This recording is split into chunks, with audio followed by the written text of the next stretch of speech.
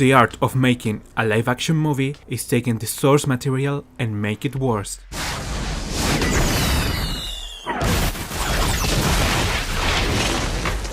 Bad CGI, horrible acting, shitty pace. On this time I present to you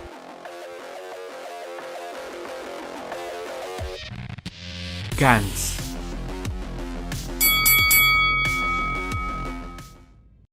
Both stories start presenting the man, the myth, the legend, the protagonist, Kei Kurono. We got the same location, a subway, and the same narcissistic piece of shit. Now we get presented to the moral compass of the story, Kato. We can already see the first differences between them. First, the manga really emphasizes on Kurono being a piece of shit, as we can see him insulting a lot of people, in his mind obviously, and of course the fact that in the manga they have high-skilled uniforms, and in the movie they're just wearing normal clothes. So, the first scene on both manga and movie goes quite the same. Both characters are on a subway station when a homeless person falls onto the train tracks. And of course my man Kato decides he wants to help. He quickly realizes that he can't do this alone, so he starts asking for help, and that's when he sees Kurono. On the movie, Kurono simply ignores him, and on the manga he goes down right away. So they get this person out of the tracks to safety, and they realized that the train is coming. On the manga my main Kurono is already down there, but in the movie this happens.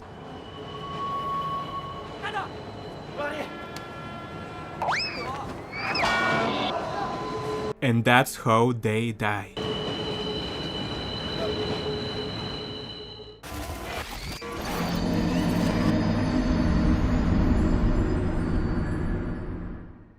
To this whole section I'm going to give the point to the manga because it's more graphic, they don't make stupid decisions, and it's my video. So now our protagonists show up in what appears to be an apartment, with a bunch of people who claims to be on the verge of death before showing up here. And of course a giant black bowl.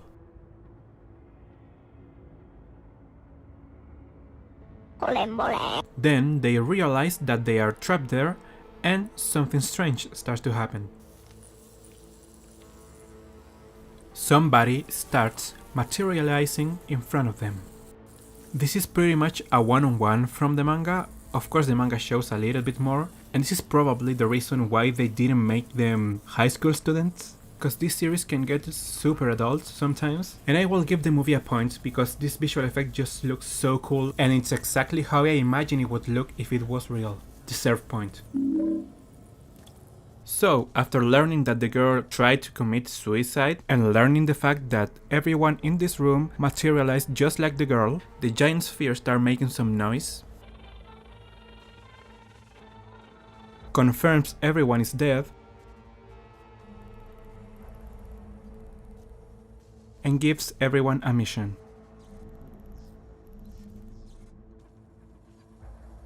To kill the onion alien, whatever that is, am I right? But not without dropping the drippiest, most cool sci-fi alien killing arsenal the human has seen. Oh, and some suitcases with the names of every person in the room. And also relevant, there's a person inside the black ball. Before continuing, I just wanted to point out what an amazing job the props and bestiary team did. Everything's phenomenal and doesn't look cheap at all, so I'll drop a point for that. Oh, and the girl's name is Kishimoto. Now the moment everybody was waiting, the first mission.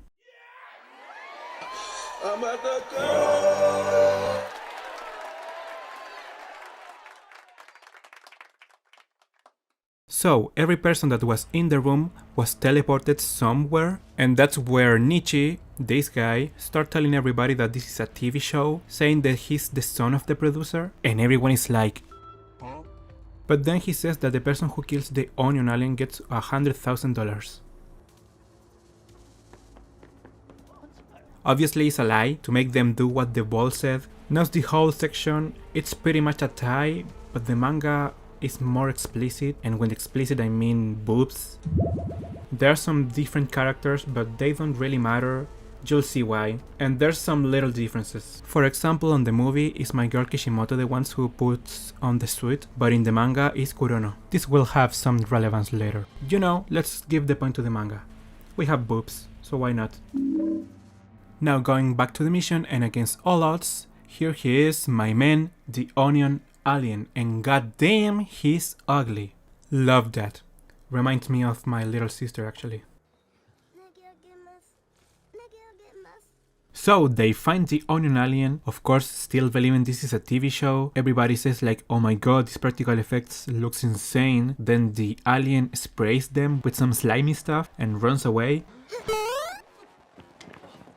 There's some Looney Tunes chasing sequence.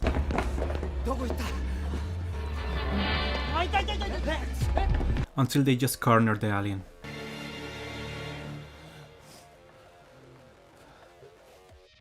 Now we get to see the real Gantz action. They assume that the TV show will finish when they fire the toy gun towards the alien, and this is where the reality hits them.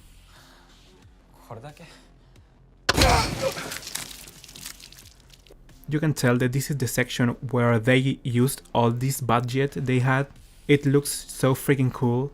The little poor alien fights back, and these dudes transform the little poor thing into a fucking soup, but not without dropping the saddest thing an alien could say.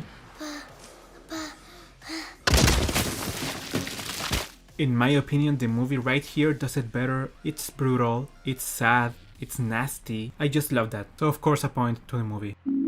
And just when everybody thought this was over, of course this wasn't. Imagine going onion shopping and when you go back to your home, you find your child resting forever. Of course the big guy is super pissed, so now he takes revenge.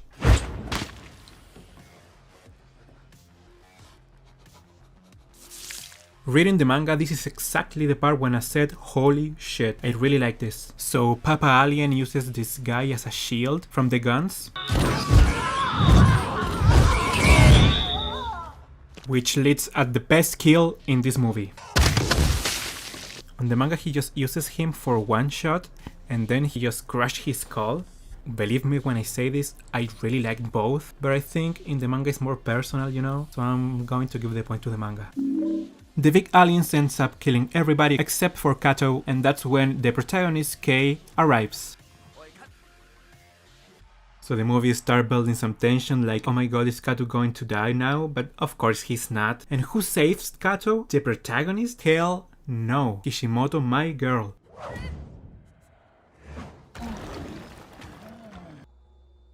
This is where the character realizes that the suit does something.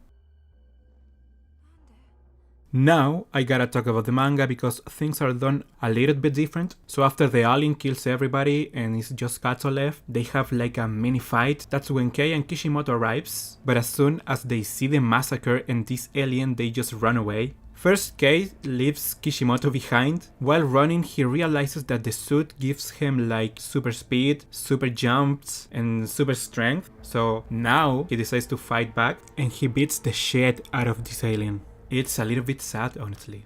So, back to the movie, Kei tries to smash the alien face with the suitcase. Of course it doesn't work.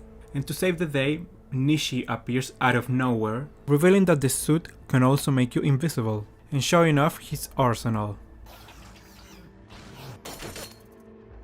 And to be honest, it's pretty cool.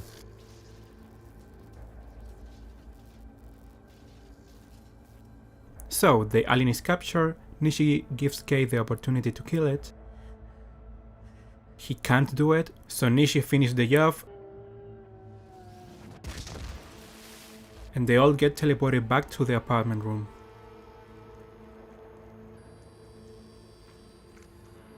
Oh, and this dude also survived.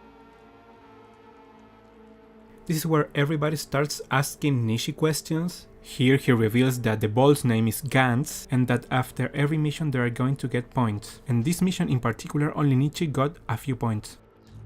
And now they all are free to go. So they all get to their homes. Here we find out that Kurono lives alone, Kato has a little brother, and that Kishimoto actually survived to her suicide attempt. So now there's two of them. On the movie we see Kurono going to college, and we meet this character. Believe me when I say this, she's going to be important. And Kishimoto goes to stay the night with Kurono. The only big difference here is the reason why. On the manga it's because there are two Kishimotos now, and for some reason she asked Kurono to adopt her as a pet. Nigga, what? And on the movie it's because she was living with an ex-boyfriend that cheated on her, so she doesn't want to go back to that, which seems fair to me. But before anything else happens, they get teleported again to the ballroom. And you know the drill, there's different people now. The ball gives the target. The Tanaka alien, whatever that is, then drops the arsenal and we get going to the second mission. On the manga it's quite the same, the only difference is how many people there are. Nishi kills somebody that was pointing a gun against him, and Kurono has no suit for this mission. The first people to get teleported are Nishi and this grandma with her grandson. Sadly, they are the first one who encounter the alien, and without nothing to do, this happens. This is taken from the manga, but the manga does it differently. First, we can see that the alien in the manga, it's not alone.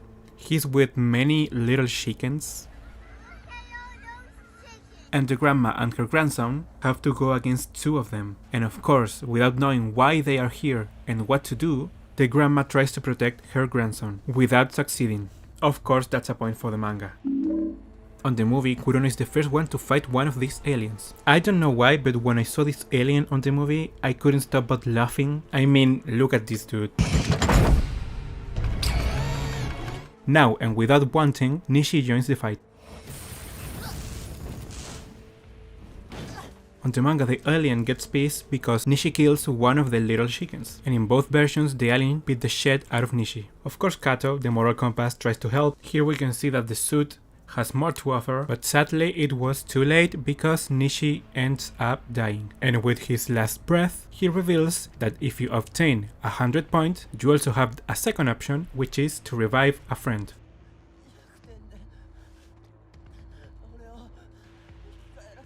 So now, if somebody gets 100 points, they'll have to decide if they wanna get released or if they wanna revive a person. The fight continues with Kato and Kishimoto, and I still can't take seriously this alien. The alien ends up beating both.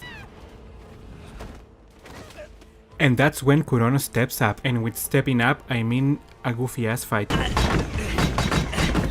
Now Kurono gets pissed, uses the suit at maximum capacity,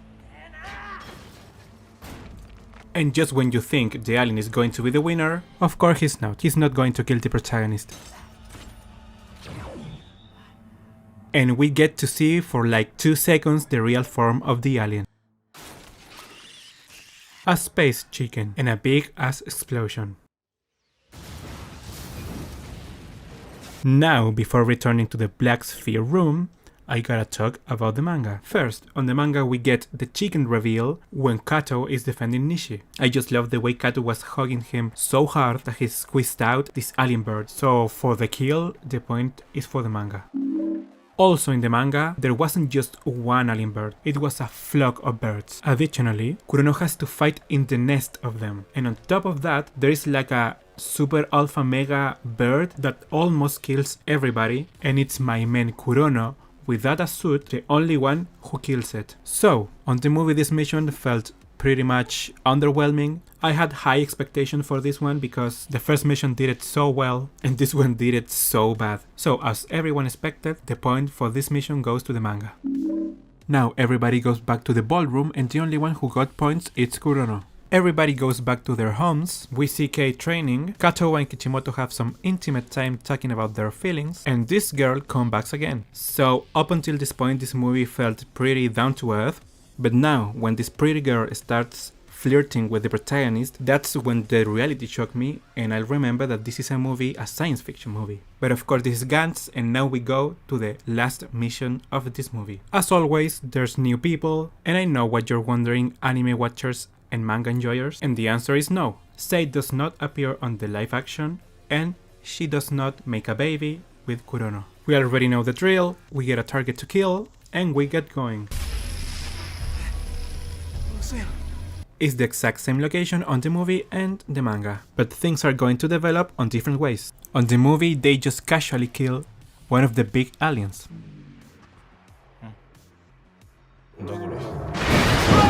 And that is why the other big alien gets super angry. On the other hand, on the manga, Kurono gets a super sick 1v1 versus the first big alien. First, he shoots one of the alien's legs, then positions himself underneath the alien and aims at both of its arms. Shoots both arms, which makes the alien to lose its balance, and then finish him off with a clean shot to the head, which means a fat point to the manga. The second alien of the movie takes a little bit more of effort. We see Kurono get super cocky. I mean, look at this dude do this for no reason. Then my dude does a cool ass slide shot. Lets somebody die.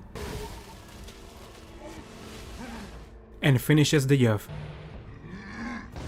Now, on the manga, for the second alien, they do things differently. Kurono fights him a bit, and then, out of nowhere, somebody sniped this fucker. And to be honest, I don't even remember the name of this guy. What an absolute alpha. So, for the second alien, for me, the point goes to the movie.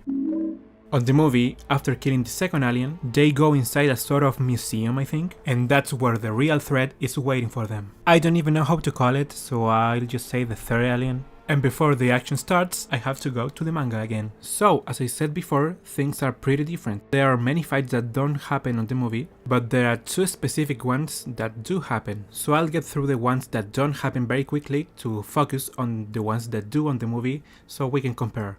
After killing the second big alien, we can see many aliens approaching to fight, and this huge one right in the middle of the battlefield. But I can't talk about this one yet because he does appear on the movie, but on a different moment. From the many aliens that appear, we can see many battles taking place. And in almost every one of the battles, we can see that the human team is winning. But that's until the humans get inside what it looks like a temple, because here is where everybody meets their end, except our protagonist, of course, who actually arrived just after everyone gets killed. And now, finally, we get to the point that the movie takes place. So, on the movie, my boy Kurono gets humbled down pretty quickly.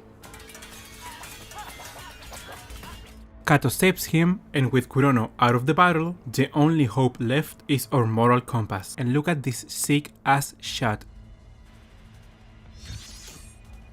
Just for this shot and using my favorite weapon on all the Gantz series, I will give a point to the movie. The fight gets complicated to Kato because one sword is not enough against like 20 of them. On the manga, the alien throws a liquid towards Kato. On the movie, the alien goes for the kill. But in both mediums, Kishimoto is the one who does the ultimate sacrifice. She dies protecting Kato. In one, she gets melted by acid. In the other one, she dies pierced by swords. On the manga, Kato gives her a goodbye kiss, and on the movie, this happens. Which one did you prefer? In my case, I'll give the point to the manga. With Kishimoto's death, we see Kato's rage on the movie, but on the manga we see that it's Kurono the one who gets angry. In both cases, it's the alien who wins. And that's what triggers the other protagonist to fight. On the movie, Kurono fights the third alien for a bit, until he summons a huge alien. Remember when I told you while viewing the manga that we were going to talk about a huge alien later? Now it's the time. So, the way Kurono deals with this alien is quite similar in both movie and manga. On the manga, he does a super jump towards the alien head and finish him off shooting from inside its mouth, which is pretty cool if you ask me. On the movie, he gets eaten. The alien clearly didn't read the manga, and that's how Kurono finished this alien off, because of course he shoots him from inside its mouth.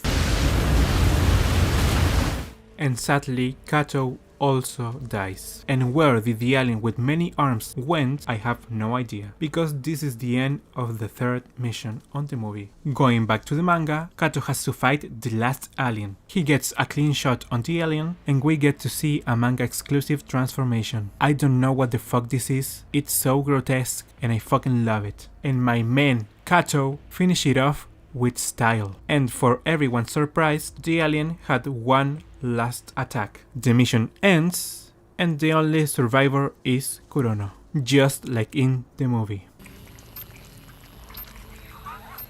That was a lie, these two other dudes also survived. Kurono got some points, and we confirm that Kishimoto and Kato are dead.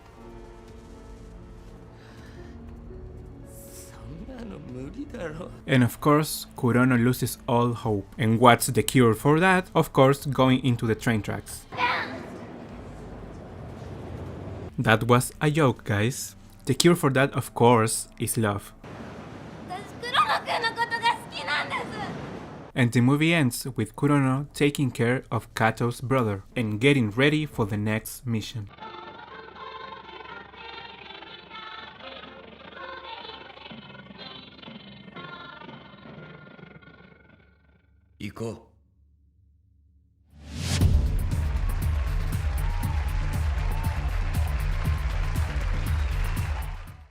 On the manga, on the other hand, my dude just gotta keep doing this thing alone for a bit.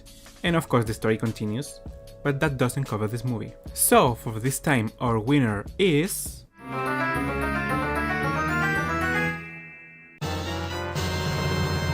of course, the manga. I really wanna make this clear, this doesn't mean that the movie is bad. I actually give it like 6 black balls out of 10. If you're a Gantz fan, you will enjoy it. If you're not, you probably will have a good time. And that is me for this video. If you like the content, please like, subscribe and comment. If you want me to make this kind of video of another live action, just let me know down in the comments. If you want to follow me on my other socials, here they are. I'm Simon and I hope you have a great day. Thank you for watching.